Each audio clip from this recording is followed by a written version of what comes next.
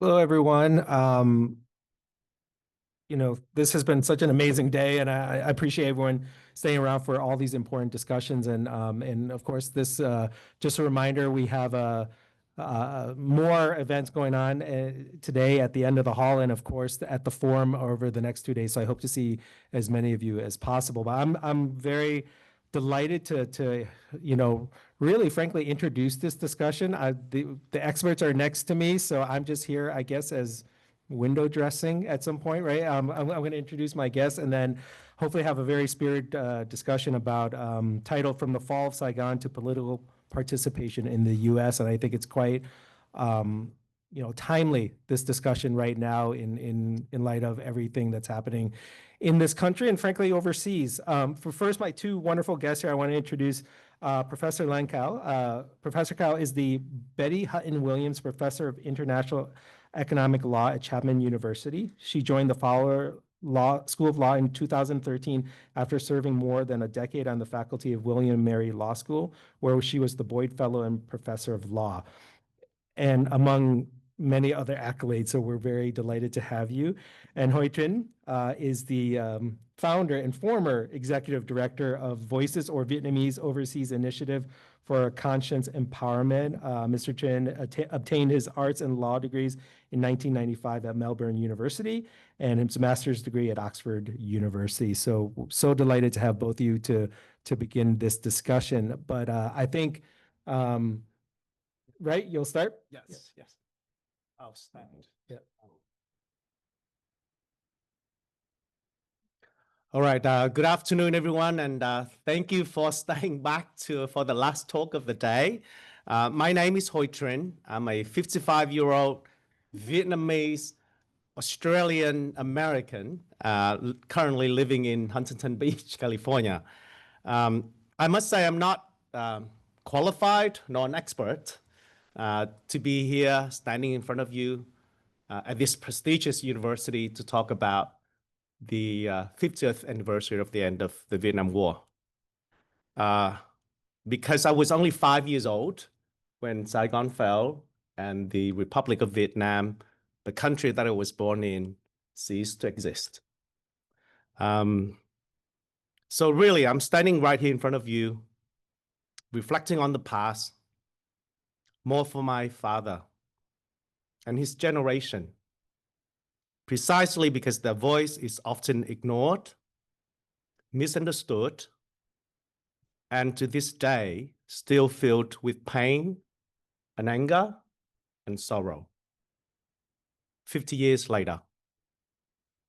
Yet, it is also a voice that is dying very quickly, like my father who died just over a year ago.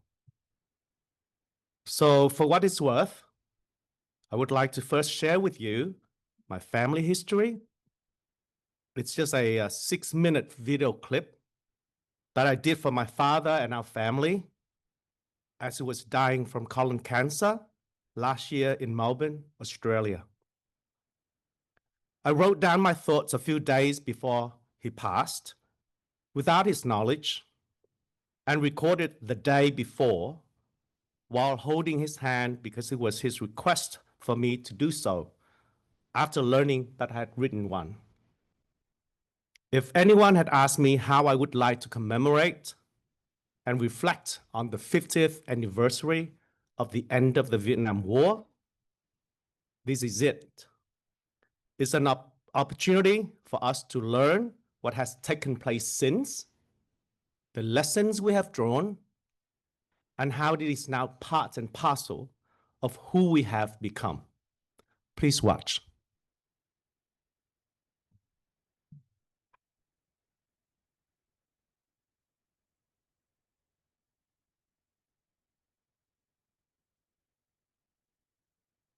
Sinh ra vào ngày 8 tháng 12 năm 42 tại Sài Gòn, trong một gia đình lao động có tất cả 9 anh chị em, mà ba chúng tôi là anh trai cả. Từ nhỏ, ông đã luôn cố gắng phấn đấu học giỏi, để lớn lên có thể tự lo cho mình và giúp đỡ cha mẹ, lo cho gia đình.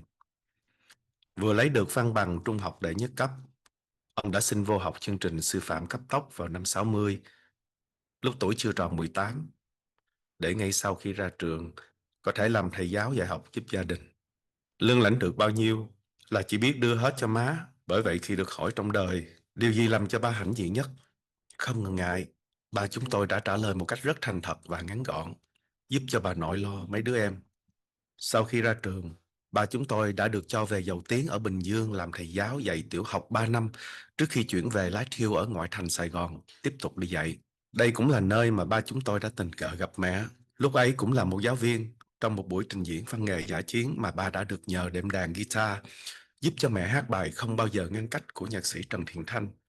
Mà xin nói thêm, giữa hai người chưa từng được giật trước đó một lần nào. Bởi vậy, kỷ niệm đầu tiên và nhớ nhất của ba đối với mẹ lúc ấy, đó là mẹ hát nhạc điệu xì lô, mà đàn của ba thì phải theo muốn hụt hơi. Vì, nói thẳng ra, tuy nhạc lý của mẹ tôi không vững như ba tôi, nhưng được cái rất tự tin. Tôi tự do hát, anh cứ tự theo. Và thế là từ lúc đó ba tôi đã tiếp tục tự theo. Trước là tự theo về đến nhà, và sau đó là theo ra đến Hội Việt Mỹ, nơi mẹ tôi đang đi học thêm tiếng Anh để tình nguyện chở người đẹp về nhà. Chở được một năm thì họ lấy được mẹ tôi. Con nhà gia giáo, trung lưu và có chức phận, lại cùng làm nghề giáo vào năm 66. Nhưng chỉ được một năm sau thì ba phải nhập ngũ vào trường sĩ quan Thủ Đức và được chuyển sang bên quân Nhu, nơi người chị cả của chúng tôi, Ngọc Trâm, được sinh ra đời ngay sau Tết Mậu Thân 1968.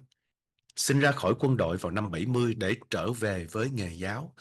Đây cũng là lúc ba mẹ lần lượt cho ra đời ba người con kế tiếp, Trịnh Hội, Quỳnh Trâm và Thu Trâm, và ba tôi tiếp tục học thêm tại Đại học Văn Khoa để lấy văn bằng cử nhân Anh văn. Mà đối với ba tôi, đây là một điều làm cho ông vui và hãnh diện. Bởi trong đời ông, đó là một trong hai niềm đam mê lớn nhất, âm nhạc và ngôn ngữ học. Tuy xin được học bổng Columbus của Úc vào đầu năm 75, nhưng với biến cố 30 tháng 4 ngay sau đó, từ là một hiệu trưởng của trường trung học Nguyễn Cư Trinh ở Gò Vấp, Sài Gòn, ba chúng tôi đã bị bắt vào tù cải tạo ở 3 năm trước khi gia đình bị buộc phải rời khỏi Sài Gòn và dọn về Phú Quốc, nơi ông nhiều lần cố vượt biên, nhưng không thành mãi cho đến ngày 3 tháng 5 năm 80, khi ông và gia đình một người bạn trốn thành công và được tàu đánh cá người Thái cứu vớt. Sau 10 ngày lên đên trên biển, tưởng đã phải bỏ tay. Chỉ sau 3 tháng ở trại tị nạn Thái Lan, ba chúng tôi đã được nước Úc nhận đơn xin định cư tại Melbourne, nơi ông bắt đầu công việc đầu tiên là tram conductor, sau đó chuyển sang là bus driver. Chỉ sau 2 tuần đặt chân đến Úc. 5 năm sau, ông đã thành công trong việc bảo lãnh vợ và 4 người con được đoàn tụ gia đình. Từ năm 85, khi gia đình được đoàn tụ và sinh sống tại Brunswick, trước khi dọn về ở Glenroy cho đến cuối đời, ba chúng tôi vừa làm tài xế lái xe full-time cho chính phủ tiểu bang Victoria, vừa làm thầy giáo dạy kèm Anh văn lẫn âm nhạc part-time tại nhà cho 4 người con đang trong tuổi dần trưởng thành. Khi cả 4 người con vào được đại học, đấy cũng là lúc ông xin vào trường đại học La Trobe để lấy bằng đi dạy lại vào năm 92. Công việc cuối cùng của ông trước khi nghỉ hưu vào năm 97 là thầy giáo dạy toán, tiếng Việt và ESL, English as a Second Language, tại trường Fitzroy City College. Tuy đã chính thức về hưu từ cuối thập niên 90, nhưng trong suốt quãng đời còn lại, mặc dù phải gánh chịu nhiều bệnh tật, nhất là từ khi ông bị stroke vào năm 2013, ba chúng tôi vẫn tiếp tục nghiên cứu Phật Pháp và giúp một số tu viện dịch sách từ tiếng Anh sang tiếng Việt. Quyển sách cuối cùng mà ba chúng tôi, với pháp danh là Minh Thiện dịch, là quyển Niết Bàn qua tâm lý học, The Psychology of Nirvana, của giáo sư Rune Johansson. Theo lời giới thiệu của Hòa Thượng Thích Nhật Từ, thì đây là một tác phẩm do cư sĩ Minh Thiện Trịnh Chỉnh dịch, đầu tiên về loại này, nghiên cứu và phân tích một cách có hệ thống và bản chất của sự giải thoát trong Phật giáo. Và đó cũng chính là mục đích tu tập và là điều khó đạt được nhất. Và đó cũng là điều mà ba chúng tôi mong muốn ở những ngày cuối đời, được an yên, được giải thoát và ra đi trong tiếng nhạc cùng với gia đình, theo như đúng cây viết của triết lý gia nổi tiếng người Đức Johann Goethe mà ba đã dịch và còn ghi rõ trên cây đàn. Tài năng được nuôi nấng trong cô độc, chữ nghĩa dần chân khi âm nhạc bắt đầu. Talent is formed in quiet retreat, where words end, music begins. Cảm ơn ba đã là thầy của tụi con cho đến cuối đời.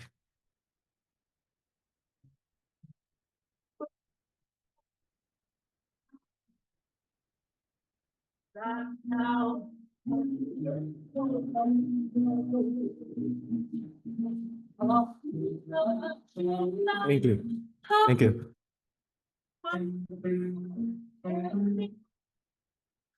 So you can now see that I grew up in Vietnam until the age of 14, when our family was finally reunited with my father in Melbourne, Australia, where I went to high school and after that, Melbourne Law School.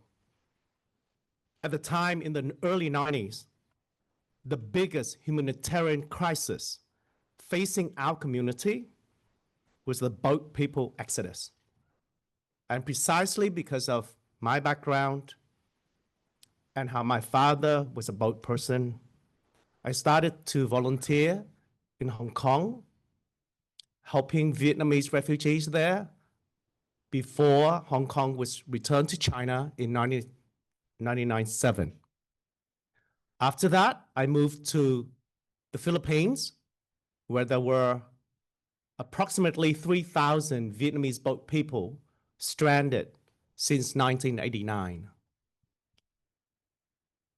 Together with the Vietnamese community in Australia and in Canada, and later in the US, we managed to lobby and successfully resettle the last Vietnamese boat people in the Philippines. And just 10 years ago, the last group of Vietnamese boat people was resettled in Canada after 26 years of statelessness.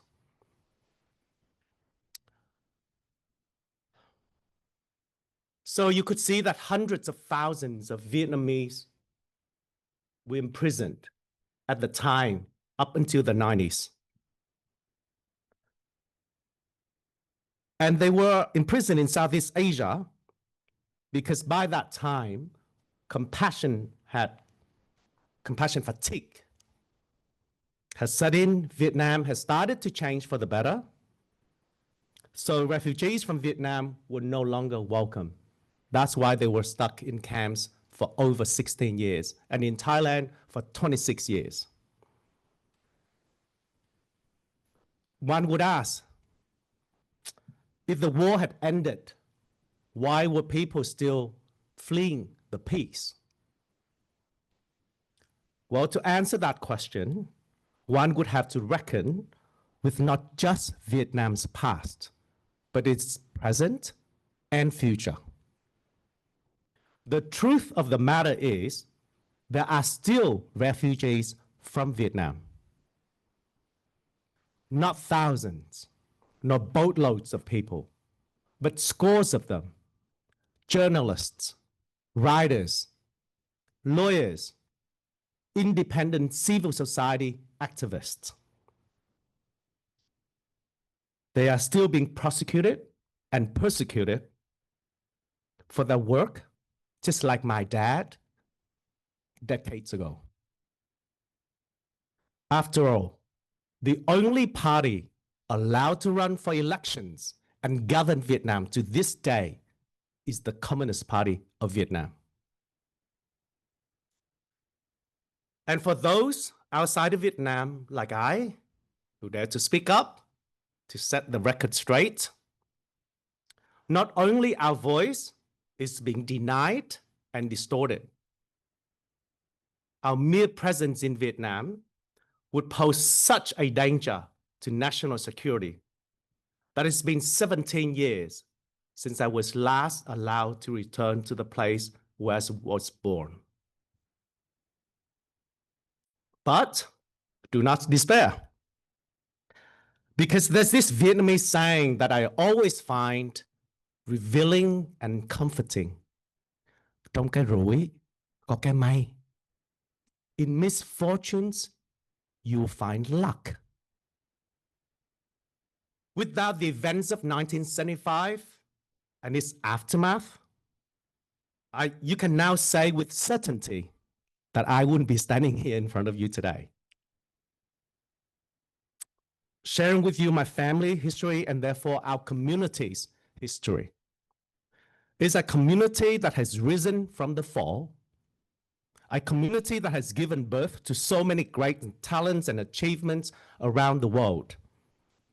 Be it the first Vietnamese Australian federal member of Parliament, Dai Ly, who's running for re-election right now in Australia, Amanda Nguyen, who just flew to space a few weeks ago, Viet Thanh Nguyen, whose book The Sympathizer won the Pulitzer Prize, we're in the hall right now, and got turned into a TV series last year on HBO, starring Robert Downey Jr. and my wife also playing Madame.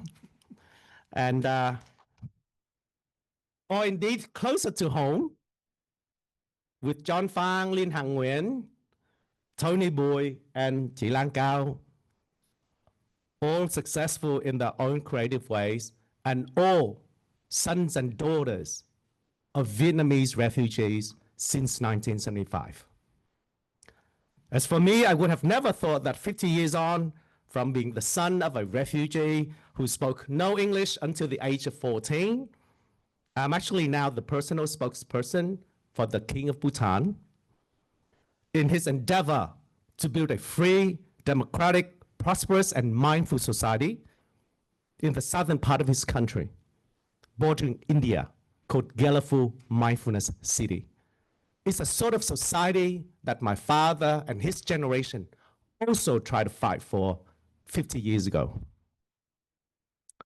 So I really hope that you would join me and His Majesty in this endeavor, given these turbulent times, not just at Colombia, not just in the US, but around the world. I will end this talk with the same belief that my father had instilled in me, not through mere words, but through action and sacrifices. We should not let the past dictate who we are, but let it be a part of who we become. Thank you. Cảm ơn anh ha.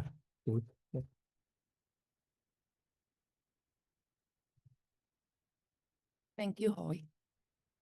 The panel today is on the Vietnamese American political participation. I want to thank Columbia and the Weatherhead Institute for putting together this incredible conference, which has focused on the Republic of Vietnam. It's a very emotional topic, and even though my topic, thankfully, is on political participation, which is not something that you think is about intergenerational trauma or escape or fleeing or being misrepresented. It is still a very emotional topic, and I often don't talk about Vietnam. My area is rule of law and sometimes fiction.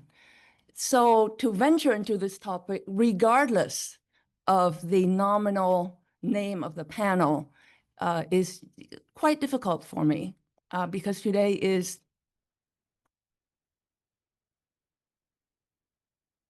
Hoi and I were talking, it is the end of, you can call it the end of the end of the 50th anniversary of the end of the war. It's really the 50th anniversary for us of the collapse of South Vietnam, right? It's not just a neutral end of the war. So my talk today is I'm thinking of dividing it into different parts. One is on the Vietnamese American political journey. Hoi mentioned it briefly about the passion in the Vietnamese American community with respect to politics, perhaps too passionate about politics still. So I will start with that. And then my second part, I'm looking at why many Vietnamese Americans have been gravitating towards the Republican Party. And I know that for the younger generation, when this topic comes up, there is a sense of intergenerational divide And the younger generation is drawn, is not monolithic in terms of being drawn towards the Republican Party. And so there is a separation between the generations. And I have noticed a kind of disdain for why their older generation are still voting Republican. And I want to give some context to that as well. And then we'll talk about my area, which is the rule of law. And so I'm much more comfortable going into that venture. So with respect to Vietnamese American political participation, from the point of view of national political participation, you have as early as 2008, Representative Joseph Cao from Louisiana was elected as a Republican congressman from Louisiana, from a district in Louisiana. And then more recently, we have Congresswoman Stephanie Murphy, who is a Democrat from Florida. And then the one that I want to focus on is the most recent one between now Congressman Derek Trung and Michelle Steele, who is a Korean American who Derek Trung beat in 2024. And that's a very interesting campaign because it focused so much on some of the issues that are extremely volatile still in the Vietnamese American community, which is the ferocious battle between ideology, identity, and what constitutes authenticity. Right? So when you look at Congresswoman Steele's campaign, a lot of her campaign mailers portrayed Derek Trung alongside pictures of Mao Zedong and the hammer and sickle emblem, insinuating ties to communism. And one flyer even warned voters, don't let Derek Trung take our country back to socialism. So there's a implicit tying of the Democratic Party with socialism, right? Which is a scary word for many people who fled communism. Derek Trung's response then became one in which he drew on his family's personal history, saying that they are both people. They're refugees from communism. So that that description of him is certainly not accurate. He then campaigned on the basis of her husband's ties, in which he facilitated, in which it was allegedly claimed that he facilitated access to U.S. political figures for Chinese nationals, suggesting a potential tie to the Chinese Communist Party, which then was rebutted by Michelle Steele's campaign. One of the things that I found extremely interesting about that campaign is that Michelle Steele kept saying that I am more Vietnamese American than Derek Trung himself, right? Saying that because she's been ensconced in her district, included Little Saigon, and she's been very responsive to the Vietnamese American constituents there, that she's actually more Vietnamese American than he. And then also various campaign literature saying that he doesn't even speak Vietnamese, in which he had to respond, yes, his Vietnamese is broken because he came as a child. But the suggestion here is if you're not fluent in Vietnamese, then you can't be authentically Vietnamese. So it was a very ferocious campaign, and the outcome was not known for many, many days after November. And I think Derek won by 653 votes only, out of almost 316,000 votes that were cast. So Derek, as I mentioned, ran as a Democrat and got national attention. Bill Clinton came to support his candidacy. And I'm not sure how much support he got from his own Little Saigon community in Westminster and Garden Grove. And some of this should be tied back to the memory of many Vietnamese Americans, especially the older generation, right? So the older generation legitimately has a lot of memory about it. And I often wonder, because my parents came when they were in their late 50s, and I would wonder, I myself now being around that age, what would it take for somebody in their late 50s to throw everything behind, right, and go to a new place that you don't speak the English, that you don't speak the language of, nor do you know the culture. And in the case of many Vietnamese, to a place where their identity is associated very bitterly with something that the Americans find to be traumatic. So to leave your place of birth at the age of 50, and I relate to it much more. I understood my parents much more when I got to be their age when they left. So in an attempt to explain this intergenerational gap, especially to the younger Vietnamese Americans, maybe who are born in this country, so that they understand why many of their parents are voting Republican. And I think that the event that is very well known in the Vietnamese American community is the very infamous House vote on April 23, 1975, in which the House voted by 246 to 162 to cut off all additional aid to South Vietnam. And if you break it down by party, the Democrats overwhelmingly supported cutting all aid. The Republicans were more divided. The Republicans were more united in their desire to assist South Vietnam, but because political fortunes were changing towards the late 1975 period, they too were leaning more towards cutting off, but nothing in the kind of crescendo and a cascade of vote against South Vietnam as the Democrats were. So the House Democrats overwhelmingly opposed any aid at all, and the vote was 246 with 23 against, 246 for cutting off aid and 23 against cutting off aid. The House Republicans, as I said, were less divided, but they also voted against aid.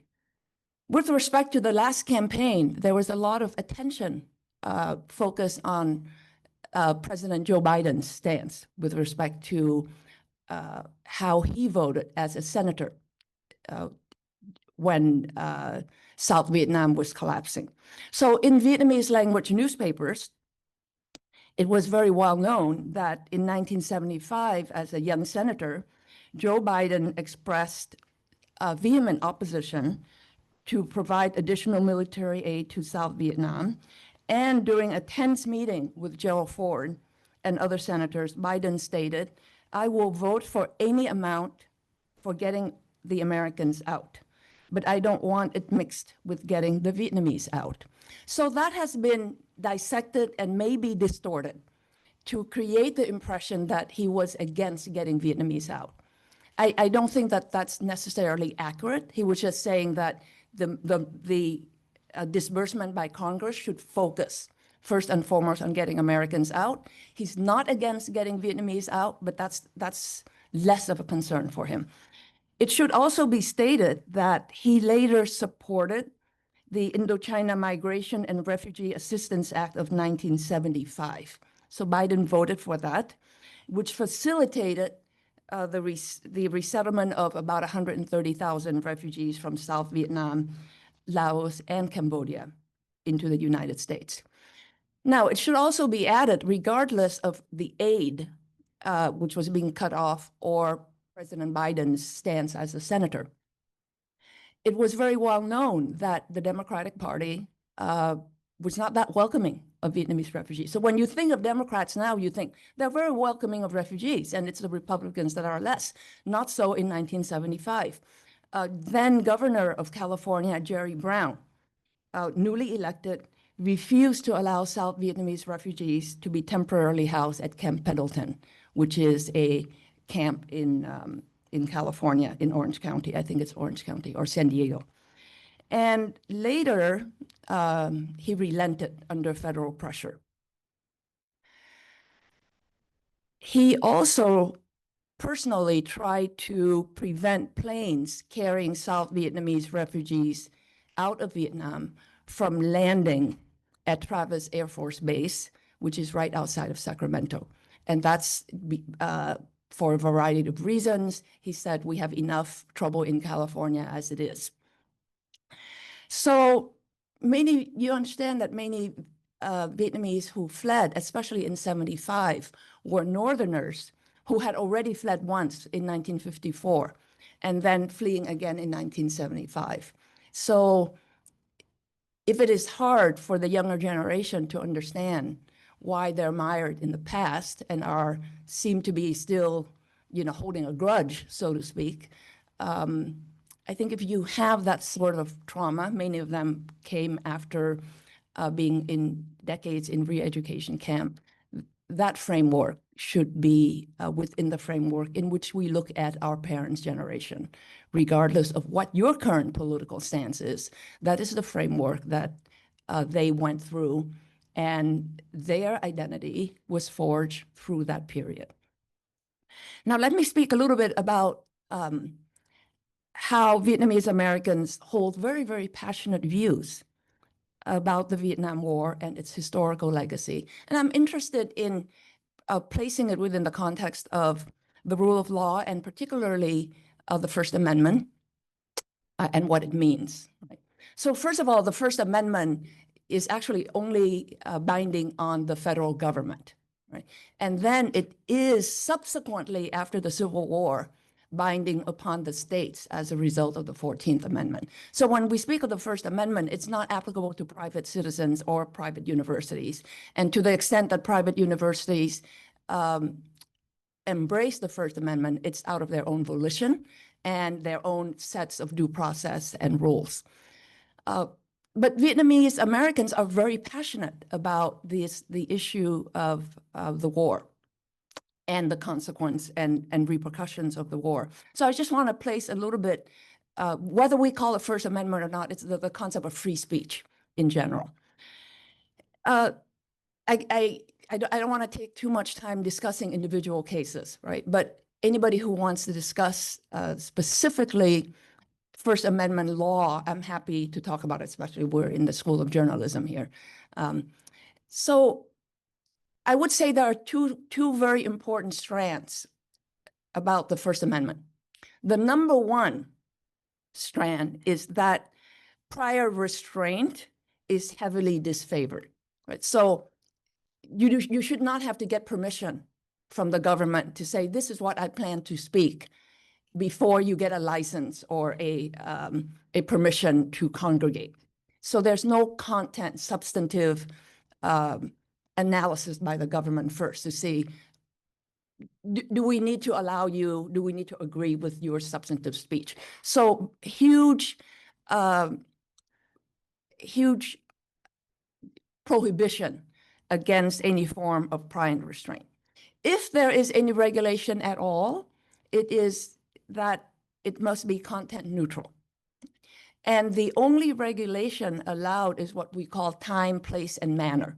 So the government can, when it decides whether or not to issue you, let's say, a permission to protest at a public park, it could decide what time you can do it. It can decide where's the place, like maybe you can't block traffic, but you can go on this park versus that park. And so it's called time, place, and manner, and the manner in which you can engage in your First Amendment rights to free speech.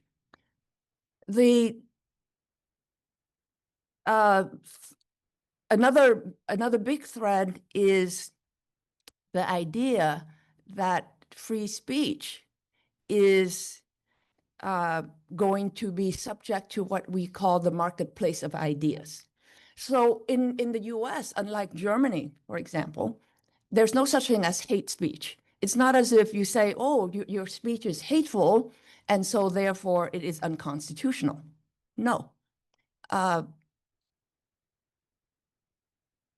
the only speech that can be regulated or prohibited is what we call the Brandenburg test, right? The Brandenburg test would be only if the speech creates immediate, imminent lawless action. So you can say, so for example, this is a case involving the KKK, Brandenburg, where he was a KKK leader. He went and agitated speech-wise in favor of the KKK.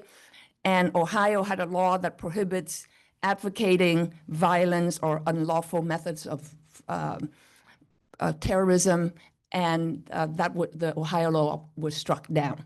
Right. So if your speech is just political advocacy, even if it's offensive, even if it's hateful, but it is not advocating immediate, imminent lawless action, it will be protected. Right.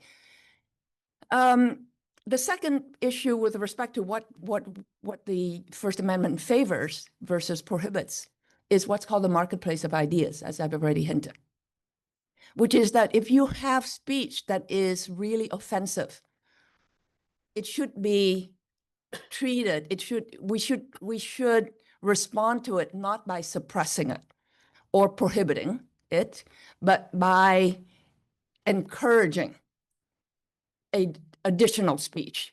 So it should be a fight, right, for the hearts and minds of the audience as to which speech they prefer. So hateful speech, non-hateful speech coexist together. And that's a very, very established area in the First Amendment. Another issue has to do with libel laws. So in the Vietnamese American community, there's a lot of lawsuits among each other where one person will say, you are a communist, right? Or you are a communist sympathizer. And maybe we'll even publish it, right? So libel law is not protected by the First Amendment, right? So that is carved out. The First Amendment does not protect defamatory falsehoods. However, if you are a public figure, right, and that is a contested term, who constitutes a public figure? Let's say a Vietnamese community leader could be viewed as the public figure. So the test, if you call them a communist, which is an incendiary word in the Vietnamese American community, then if they view it as defamation, right, then the test for it is very high to suppress that speech or that publication. So the test is a well-known test. It's referred to as the New York Times versus Sullivan test. And it requires the person, the plaintiff, who sues somebody for defaming them, they have to show actual malice. Okay?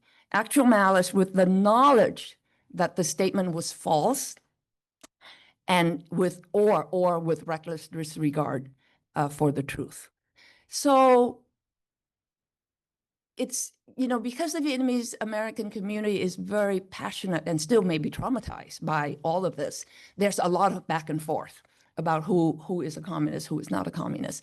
And I do think that it is important that we put our passion within that context of the rule of law and the rule of law framework. And in fact, that is why we fled in 1975 to come here to have the marketplace of ideas and to understand that what you need is more free speech rather than suppression of speech under the name of, under the guise of name calling. Now, I have one last thing because I do want to open it to the audience, which is that, Vietnam, especially over the years, has been used as a metaphor a lot. And during the presidential campaigns, especially during Bush, Clinton, there's a lot of talk about the Vietnam syndrome, which is viewed as a syndrome that has afflicted U.S. and U.S. foreign policy such that, then it depends on your political perspective, you can finish the sentence, right? Such that it has made the U.S. a paper tiger, such that the U.S. is no longer able to project its force overseas such that the US is afraid to be stuck in quagmires of overseas wars, etc. And that's been ongoing since the 80s and 90s, 2000. But in recent years, I have noticed that Vietnam continues to be used as a metaphor for current events, historical analogies about what's going on in the current framework. I've seen it equated with what's happening in Gaza, right? Or I've seen it equated with what's happening in Ukraine. Right? And I just, without getting into the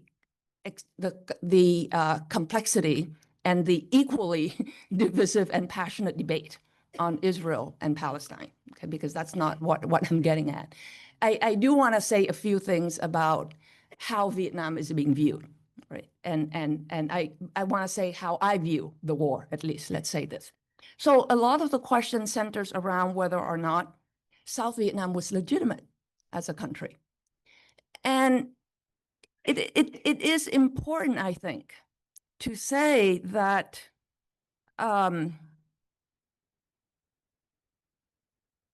during its existence, it was recognized by 87 sovereign countries of the world, all of them democratic Western countries. So all the Western democracies recognize Vietnam as a legitimate country. There were some non-aligned countries, such as Austria and Switzerland, which decided to stay neutral. But all of the Western countries recognize South Vietnam. All of the communist bloc recognize North Vietnam. It's also important to realize that South Vietnam had never once attacked North Vietnam, right? The war came from the north and the Viet Cong attacking within the southern border. So I do not think that it is accurate to use Vietnam as yet another metaphor for any imperial ambition. Right? So Vietnam was, I would say that whether you call it a civil war, whether you call it a political war of international ramifications, every country under the United Nations had the right to defend itself under Article 2.4 of the United Nations Charter. So if South Vietnam had never once gone north to attack North Vietnam, and it stayed within its boundaries, which was delineated in 1954, according to the Geneva Convention, it is not accurate, regardless of your political ideology, to consider the South Vietnam's political trajectory as an imperial political trajectory. I see it very much as a analogy, a more accurate analogy is to Ukraine, right? Because I see a lot, I've actually been perplexed by the fact that many Americans support Ukraine's right to defend itself against Russia. I see Ukrainian flags all over.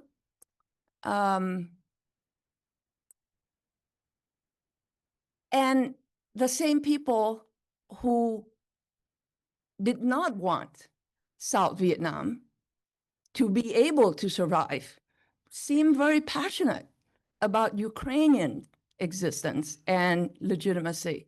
And I'm not sure why that's the case, because I think both countries fought for their own political sovereignty as well as against external aggression. So I think, unfortunately for South Vietnam, it never won the war of accurate branding. Somehow it was viewed as an that it was a neo-colonial project somehow that's associated with American imperialism. And that view of it has stayed in many ways, even through today's history, because I've looked at current history and I have seen a lot of books still portraying it that way. That's not my view. I don't think that's the view of most South Vietnamese who actually fled when peace came. Not fled during the war, but fled when peace came, and that's not necessarily our view. I don't know what our children view, how they've been taught the Vietnam War, but I'm very much of a non-ideological. I look at it from a non-ideological perspective. I just look at what happens in reality, and I know that we fled in 1975 for the reasons that Hoi has already spoken to. Thank you. Cảm ơn chị Lan, cảm ơn anh Hoi. So I want to invite any question askers to line up now. I want to make sure there's enough time because I know we all want to see the wonderful Ao Yai down there and get snacks. So I know that's a priority. But I do have one question, Anh Hoi, for both of you. And I was really taken by your comment about not letting the past, like letting the past be a part of it, but also your comments about the intergenerational conflict.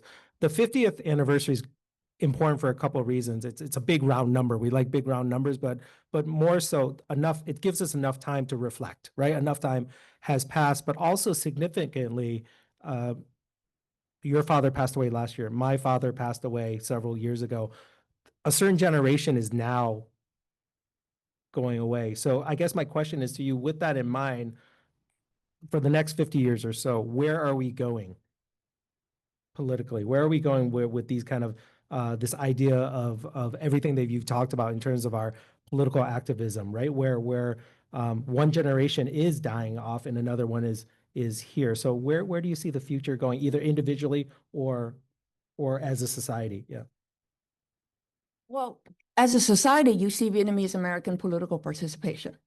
And I think that's a very good thing, because I think it's great that Vietnamese Americans view themselves, those born here, have every right to see themselves as Americans. They're not torn the way we are, who were, either born in Vietnam or barely born in Vietnam. I mean, you were born in Vietnam, but you left very early. So you're not even necessarily 1.5 generation. And I think the Vietnamese Americans who are born in this country do not necessarily have the tug of war within them. And the tug of war being, who am I? Am I inheriting a very, yes, they are inheriting it, but it's not on their back in the same way that it's on our back, that we carry it all the time, right? The legacy of the war, how it's viewed by Americans. So the political participation of Vietnamese Americans, it's great that they see themselves as American, and that they are willing to participate in politics, because I think most Vietnamese tell their children just focus on education and economics, right? Be doctor, lawyer, engineer. Those are, sort of like the safe journeys. Open up your own business, but no politics. Politics is not viewed as something that is within our right to have, I think, right? And there's a distrust of it. But there's a lot of Vietnamese American political participation, and that comes from being able to view yourself as American, not as hyphenated, not as inauthentic, and they're very comfortable with that brand. I think that's great. Now, from a personal level, Hoi, as he said, cannot return to Vietnam.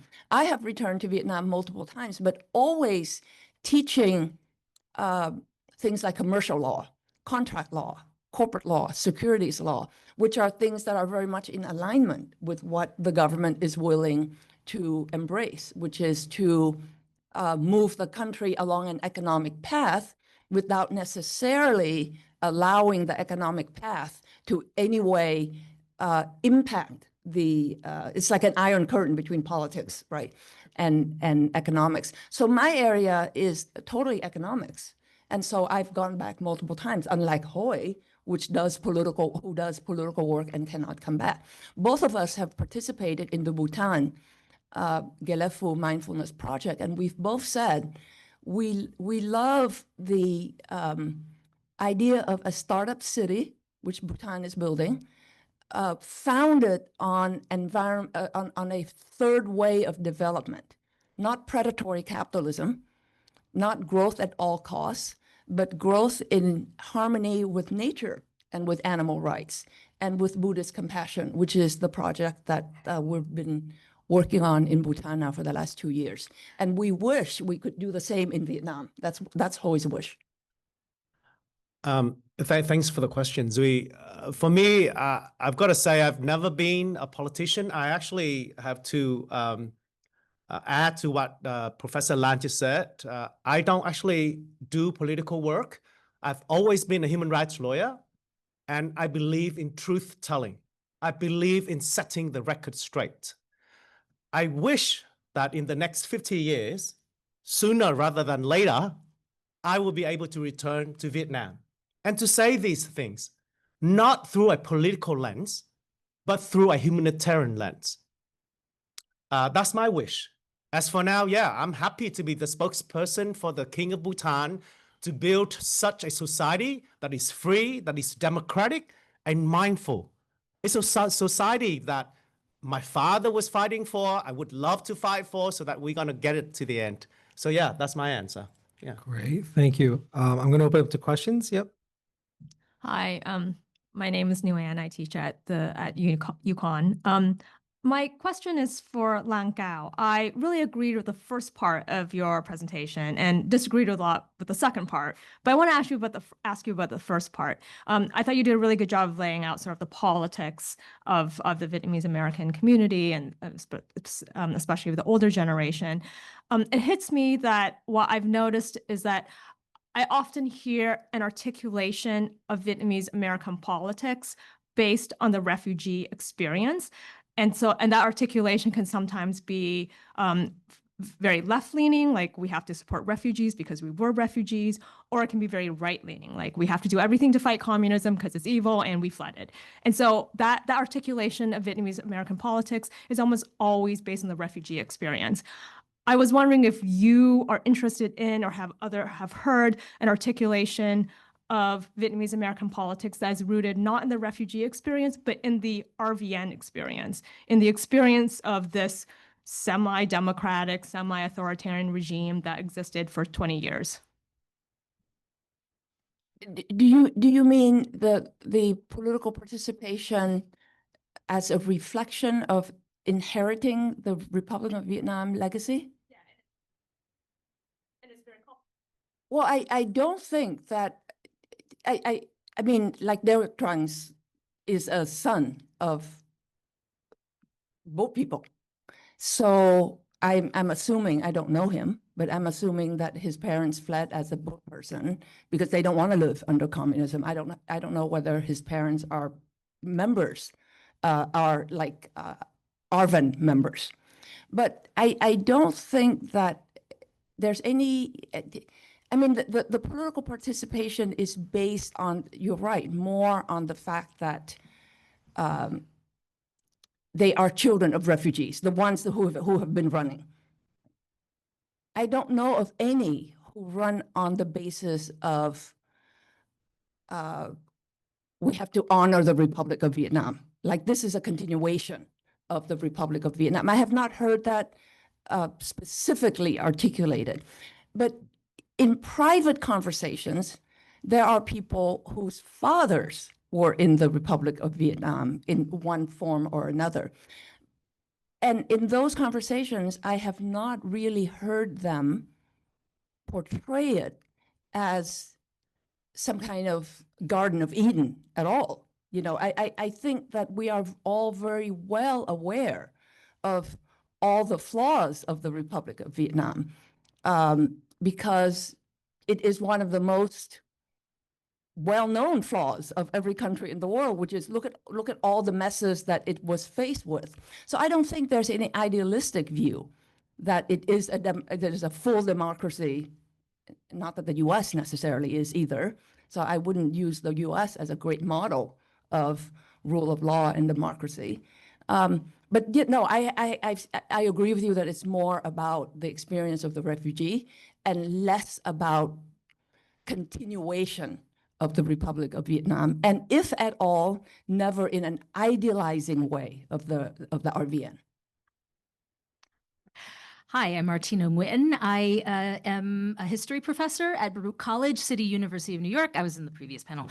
I have a question for the panel. I was watching with absolute horror on January 6th, 2021, the image of the South Vietnamese flag being flown in the nation's capital in a moment where, in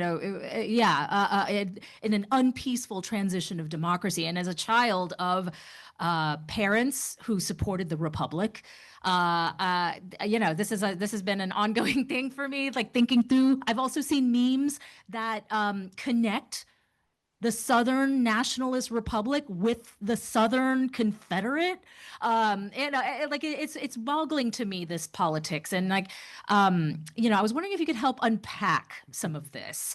I feel like there are claims being made here about, the Republic and political participation of a very violent kind, as what happened in January 6th. And, I was hoping if you had some sort of insight or, ways to unpack this for me, at least. Thank you. Well, it is an unfortunate image, but it is just one flag. So it only took one person to bring it up there and then have it be broadcast all over. It was shocking when I saw it as well, because it seems contrary, right? It's the antithesis of what happened. In other words, how would you use that flag to represent the epitome of an undemocratic attempt to overturn an election based on falsehoods? And that is one of the main reasons why I always want to bring back the Constitution and the rule of law, right? Which is that it is very much also about process. In other words, you cannot just say, I know that a lot of people say it's unconstitutional if they disagree with the result.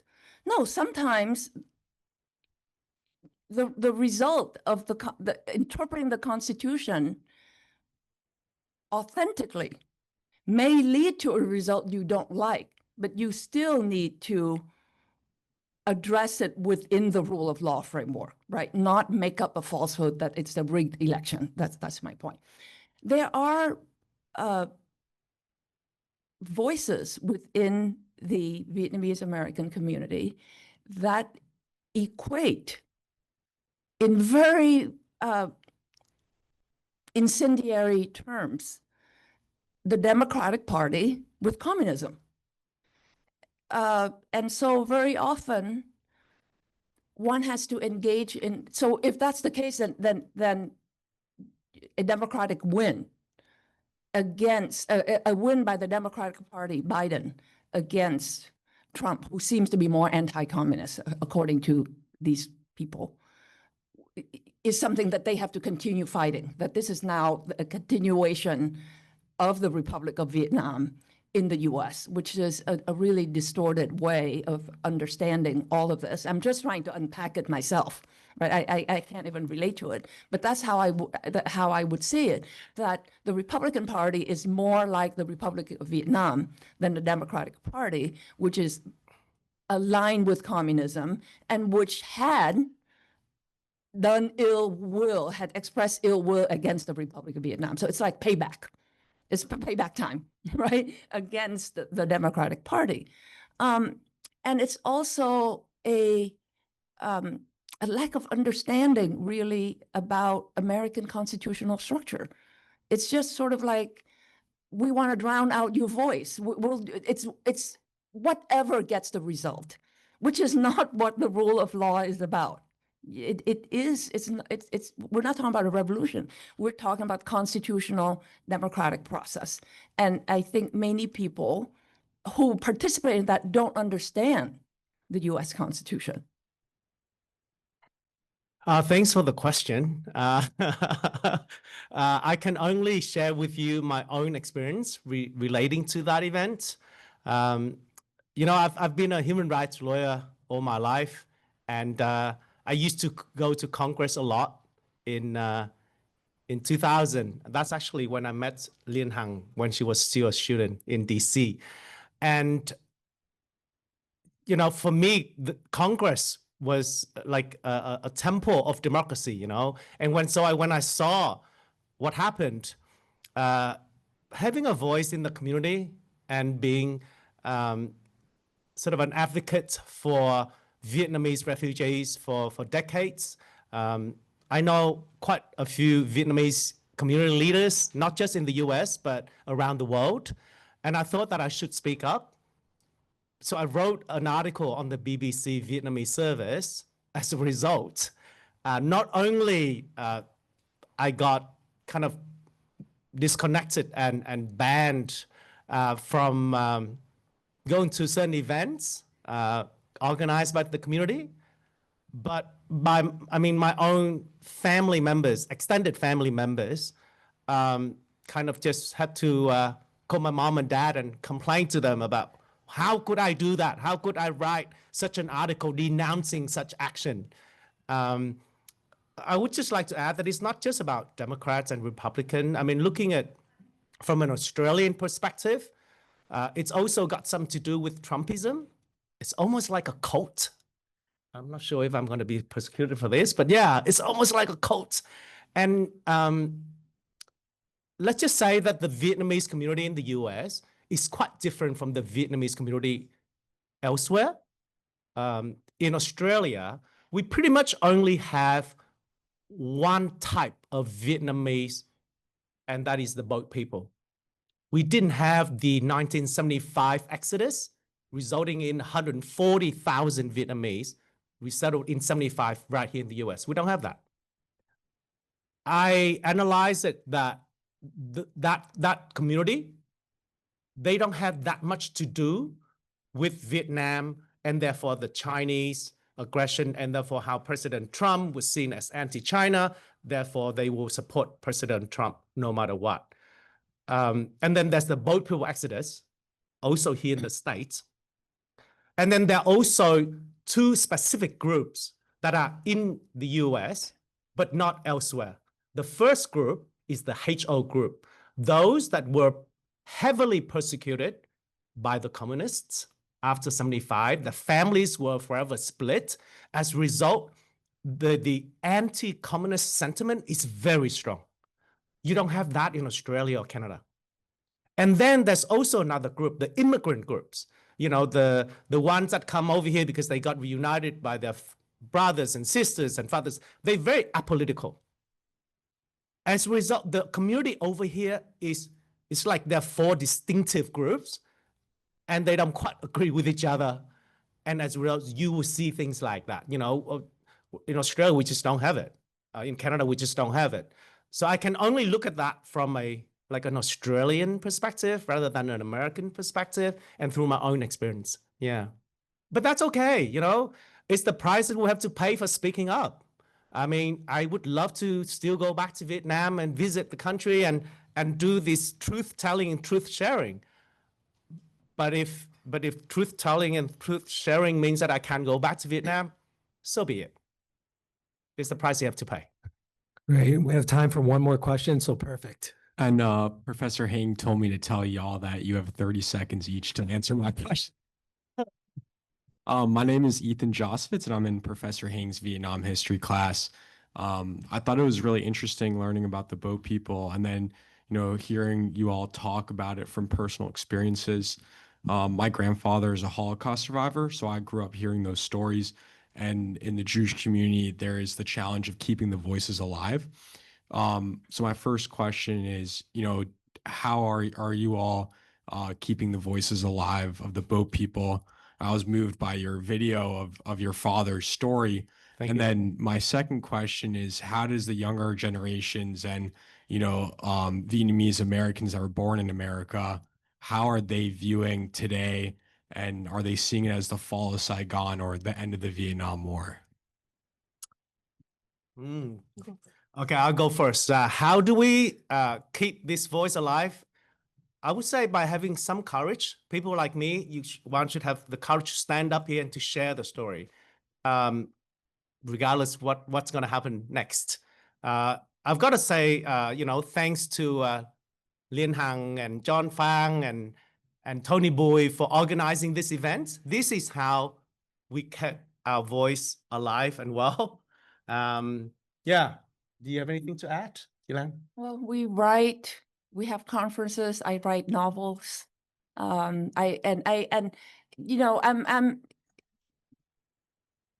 My interest is in the complexity of things, not necessarily clear cut.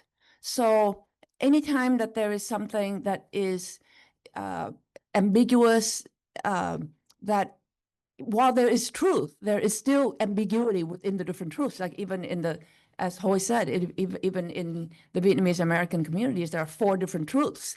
All of those can be explored without one voice suppressing the other. And I think a conference like this is obviously a fantastic framework for doing that. I will add just one thing, and I want to thank you to both of you for great words, all through the date. So emotional, so personal. So thank you for sharing that. I think that the stories that we tell, it is appropriate, at least personally, that this part of this conference was in the School of Journalism. That's what we do. Can you imagine the horror of my mom when I became a journalist, speaking of the right thing to do? But the stories we tell, and it's the stories we tell through books and the stories we share with each other through these videos. So, and also between each other. So I invite you to come to the next couple of days so we can continue these conversations. And then as of right now, we're going to go down to the end of the hall to continue more conversations. So thank you to my guests. It was wonderful. Thank you to everyone for being here. Thank you. Come on you. Huh?